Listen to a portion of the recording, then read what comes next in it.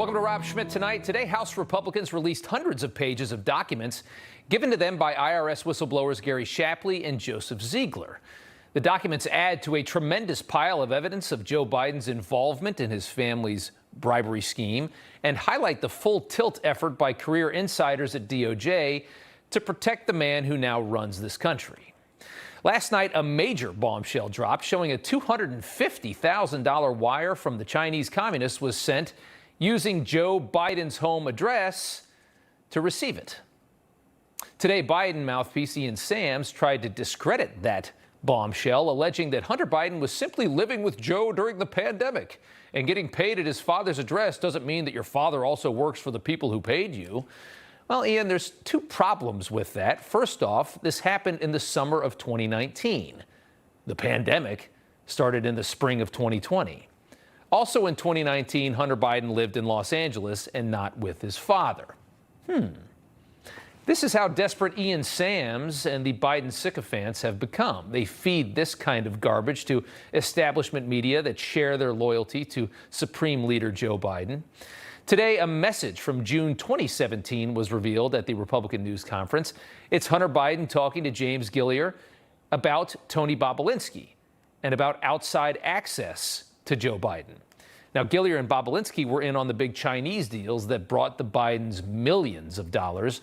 Hunter saying in the text message, BS, James, all around BS. Explain to me one thing Tony brings to my table that I so desperately need that I'm willing to sign over my family's brand and pretty much the rest of my business life.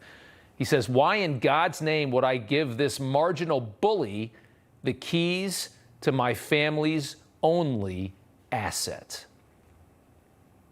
My family's only asset. Reading that, they expect you to believe that Joe Biden had no idea that he was his entire family's only asset. We're supposed to believe Biden's political maneuvers just coincidentally helped the same people who were paying his family millions of dollars. But the big guy had no idea. That's what the entire media apparatus is trying to push on you. That is how fake, literally fake, the news is. Today, after another bruising round of evidence, no joke, the first question in came from NBC and a reporter with one mission: to discredit anything about the Supreme Leader. You're talking about a two-tiered system of justice. If I'm not mistaken, August 7th, 2020, Bill Barr was the Attorney General and Donald Trump was the president. Yeah, and Leslie Wolf is a career employee. She was not a political appointee, and she was the one obstructing the investigation. Look at those 700 pages. If you think it's okay with what's in it, then we live on two different planets. Can you explain the timing then of the August 6th WhatsApp message? Why is that evidence of some wrongdoing? It's really, really unfortunate that we see so many meetings and so many phone calls that involved around official activity that the vice president has been participating in, and then big sums of money follows later. But if he's not the president or the vice president at that time, where's the wrongdoing? What source are you with? I'm with NBC. So apparently you'll never believe us. NBC, that's NBC News is what they still call it. The NBC reporter alleges that because the text message was sent after Biden left the White House, that there's nothing to see here. In reality, this corruption scheme has loads of evidence from during Biden's vice presidency, which NBC is totally ignoring, and this is how they operate. They ignore all the things they can't refute. When there's a whole bunch of evidence they can't refute, they just shut up, and they just wait for the news cycle to change. They only surface and report something when they have a possible way to debunk it, when it's possibly exculpatory. That's when you see them pop up and start reporting this story. That's how fake the news is. The media has little interest in more details of the other side of this scandal as well. The clear evidence that Biden has a secret admirer inside DOJ, and she carries a very big stick. Leslie Wolf worked vigorously to protect Joe Biden while he was running for president. Right at the most critical points of the 2020 election, Leslie Wolf was obstructing IRS agents Gary Shapley and Joseph Ziegler. In one email, she told Ziegler, please focus on FARA evidence only. That's the foreign agent registration stuff. There should be nothing about political figure one in here. Nothing about political figure one. Guess who that is? Joe Biden. She knew Biden was caught stone cold corrupt, but she needed Trump out of the White House, like all of the people that have been living off of this government their whole lives, working inside this government. Her behavior, treasonous, but like Biden, she's one of the protected class. More on Wolf from today's Ways and Means release, a May 2021 report that investigators noted that there may be campaign finance criminal violations pertaining to wealthy Hollywood lawyer Kevin Morris, who was enlisted to help the family and paid millions of dollars to help Hunter around the time Joe Biden becomes president. Yet a DOJ official, that's Wolf, told the investigators that she did not want any of the agents to look into the allegation, noting that she was not personally interested. Personally interested. Democrats say it's anti-American to question these institutions. That's really what they believe. But at this point, how could you not? We live in a country where we no longer believe in our institutions. You all see the polling, what we believe in the press, what we believe in those who are elected. Read through this and you'll start to understand that distrust may be quite justified. People are being treated very, very differently because they're part of the political aristocracy. Meanwhile, the juxtaposition between the treatment of Trump and Biden is a parody at this point. Last night, a judge ruling Trump is liable for defrauding banks by exaggerating his property values when he was out getting loans and developing a lot of this city. Banks who wanted to loan Trump money signed off on his asset valuations that he gave them and made hundreds of millions of dollars off of those loans, never complaining at all, are the alleged victims here, just so you know.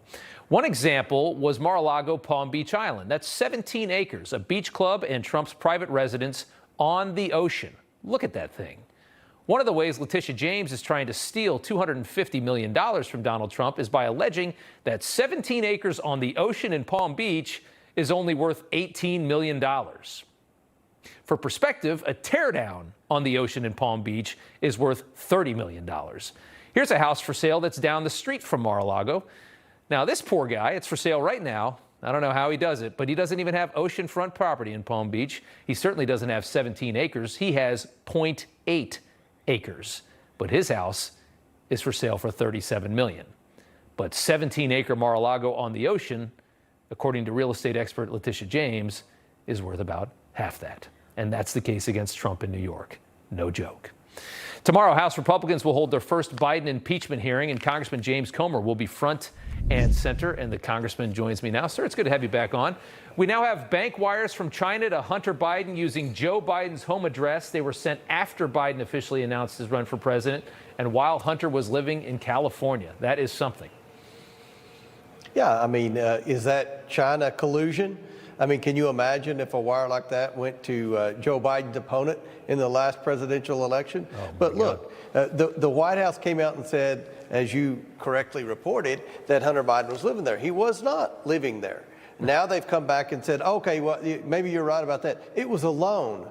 Well, I don't believe it was a loan. Was the other $20 million they got from Romania, from China, from Ukraine, from Russia, from Uzbekistan, were they all loans too? If so, let's see the terms of the loans. I've been on a bank board for over a decade. Look, I don't believe anything they're saying about where the money originated from. The American people want to know, what did the Bidens do to receive the $20 million? And what we're seeing now from testimony from Devin Archer in the transcribed interview, and now this evidence that the IRS whistleblowers turned over, is they were selling access to Joe Biden. Joe Biden was the brand. You said it very well in your opening monologue. Joe Biden was the brand, and one of the things that even the Department of Justice agreed on, and the thing that the judge in Delaware kicked the sweetheart plea deal out on, was the clear violation of the Foreign Agents Registration Act. So Hunter Biden, our president's son, was a foreign agent lobbying his father, who was vice president of the United States. I mean, this is one of the most serious crimes that I've ever witnessed among a leader of our country. And again, we're expected to believe that Joe Biden had no idea that he was the only asset paying all the bills for his entire family. We're expected to believe that when Hunter Biden's saying, I have to give dad half of my money. You know, the bar is so obnoxiously high for proving this, which is why we have so much corruption in our government. I really believe that. But how close are we to seeing Biden's family bank records so that we can see the money getting back to the big guy? And what else can we expect to see in tomorrow's hearing? A great thing about the wire that we disclosed yesterday, I subpoenaed that earlier this week. It was a direct wire from the Chinese national to Hunter Biden for $250,000. That's the first wire that did not go through a shell company. So now we're in the process of subpoenaing Hunter Biden and Jim Biden's personal bank records. So this is evidence that some of these wires did go to their personal bank accounts, despite the fact that they've been arguing that they didn't. And so how long does it take to get to these? I'm dying to see, because this money got to Joe somehow. I don't know what Joe's account looks like, but how long until we get to find that out? Well, we're going to probably end up in court unless the Bidens decide to do what Joe Biden said he would do when he was a candidate for president, and that's be the most transparent president in history. Even though he applauded the Ways and Means Committee releasing Donald Trump's taxes, he refuses to release his family's personal bank records. Instead, they have a war room in the White House to attack me, to attack Jim Jordan. If they wanted to make us look bad, just show us the bank records, and if there's nothing in there, then we'll look bad. But of course, if you look at the laptop, as you have done, Rob, there's so many emails and messages where Hunter complains about having to give so much of his money to his father. It's very obvious, but again, you're going to have to beat these people. I think even if you beat these people over the head with evidence, they're still going to pretend it doesn't exist and not report it. Congressman, I got to leave it right there, but I appreciate you coming on. Thank you, sir. We'll look forward to tomorrow. Thank you, Rob.